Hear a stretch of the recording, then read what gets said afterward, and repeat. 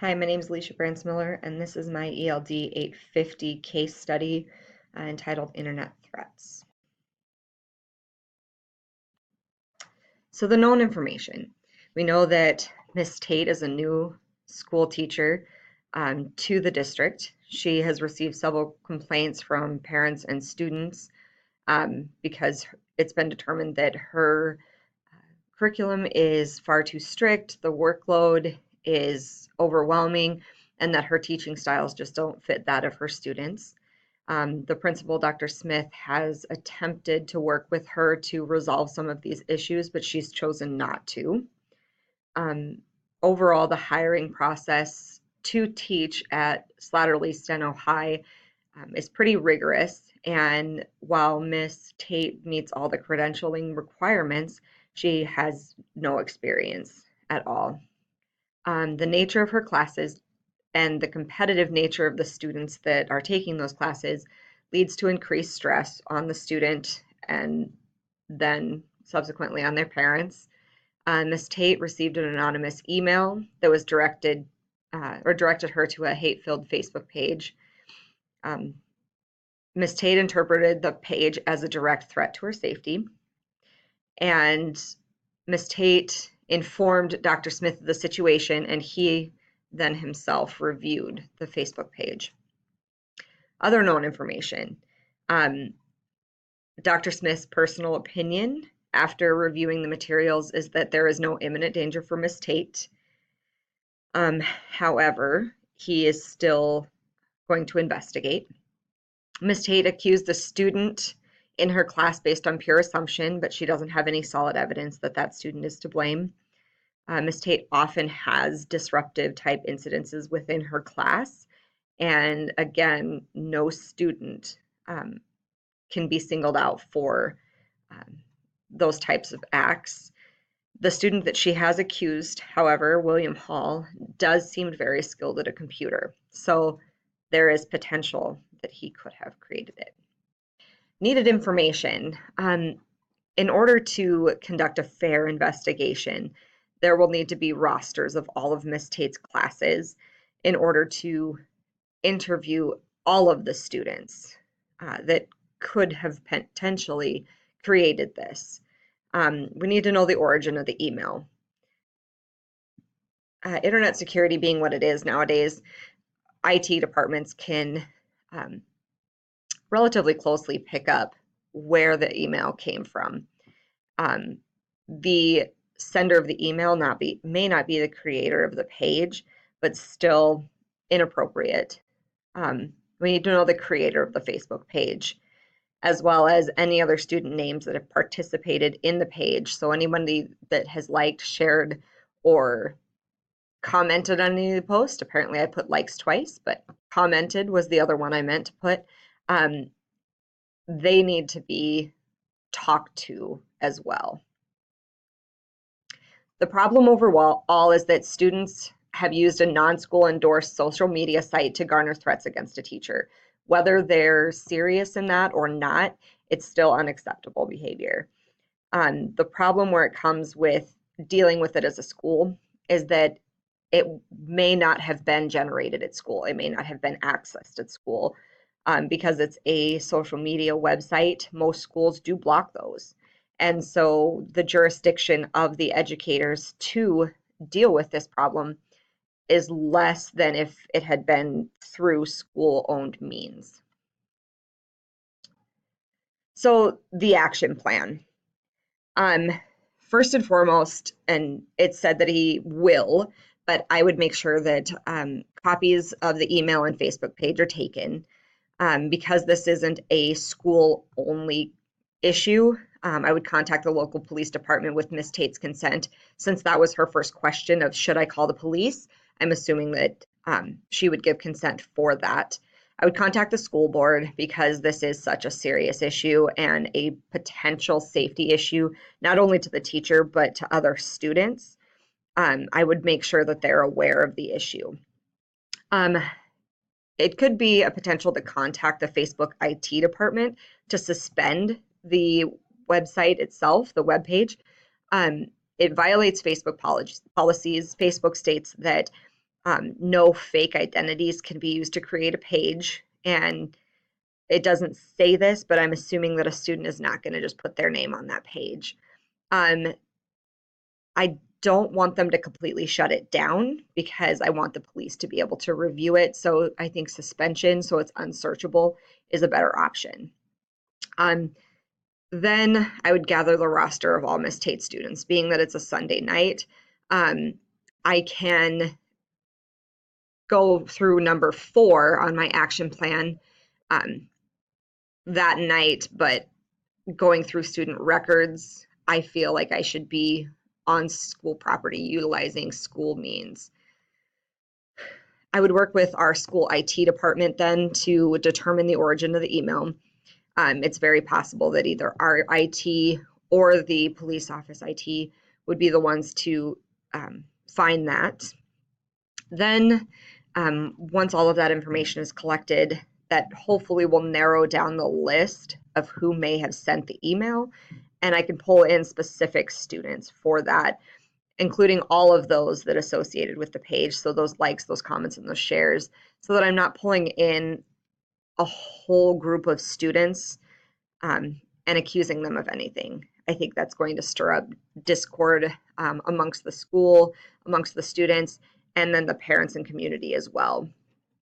I do want to send a vague letter to district parents, encouraging them to talk to their children about cyberbullying.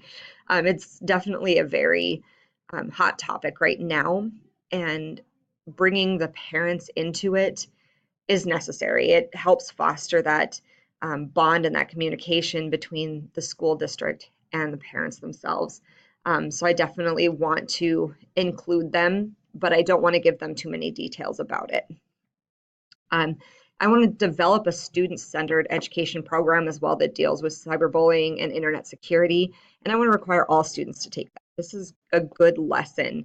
A lot of times these behaviors can arise from just not being educated about what's appropriate, what's not, and the consequences of those actions. And I think that all students should know exactly what they're dealing with.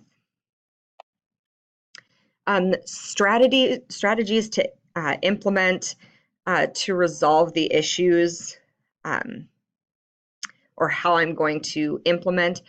I want to work closely with the local police. This isn't a school issue, and so I really don't have the jurisdiction. So I want to make sure that the appropriate people are brought in.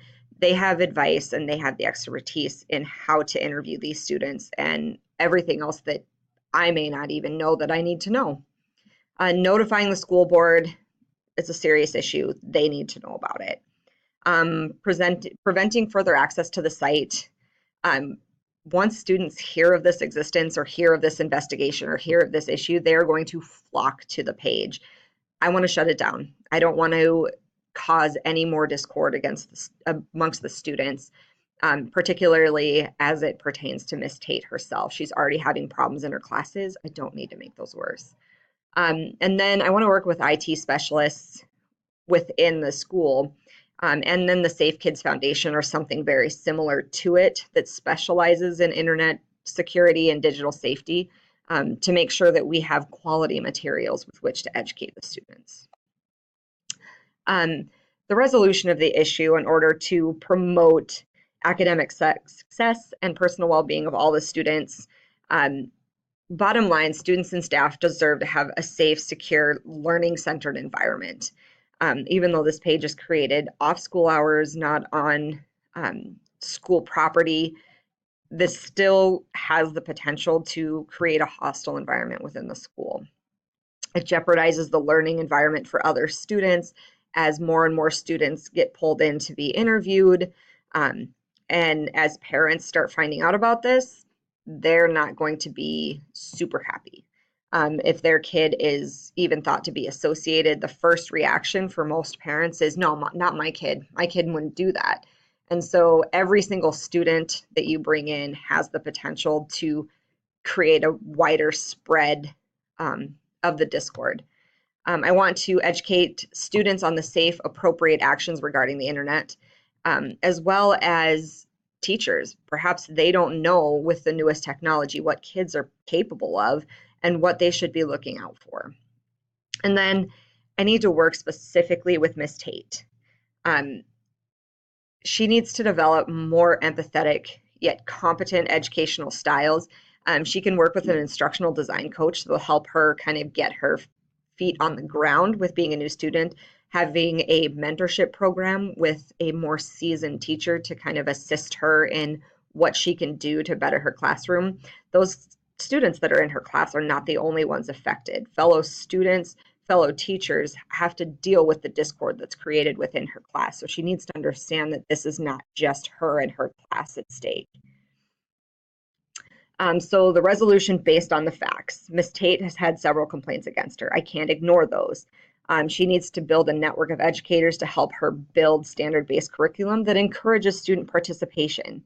Yes, school is hard. Yes, students don't like homework, but if you do it in a manner that really pulls them in and grasps their attention, they're more likely to do it.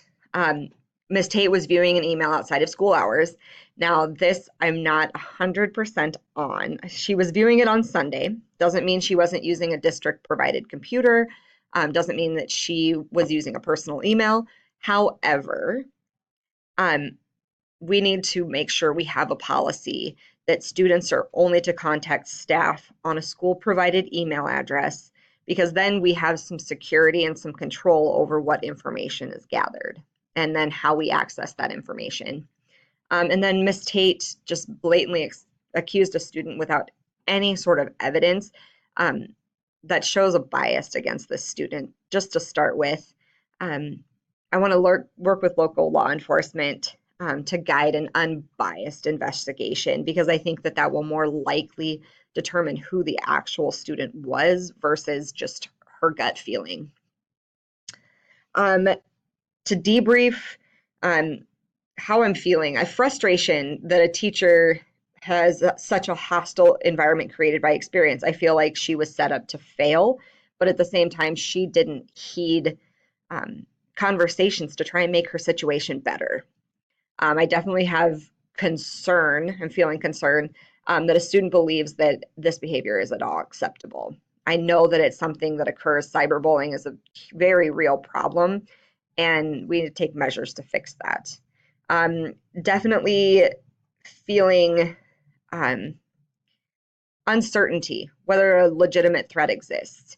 Even though my personal feelings are no, it still could, and I need to take actions to prevent that. I'm thinking of strategies to effectively conduct an investigation. Bringing in the local police, I think, will help that significantly. And then thinking of how to keep similar problems from occurring in the future. Other unresolved issues right now is Ms. Tate's unwillingness to consider classroom changes. I can propose everything that I want to under the sun, but if she's not willing to implement it, then we have a bigger issue. And then how to adequately prevent similar situations in the future. Even with having education, that still doesn't guarantee that something won't happen. So we need to be more proactive about fixing these issues and creating an environment where kids feel safe, valued, so that this just doesn't happen, or there's less chance of it happening.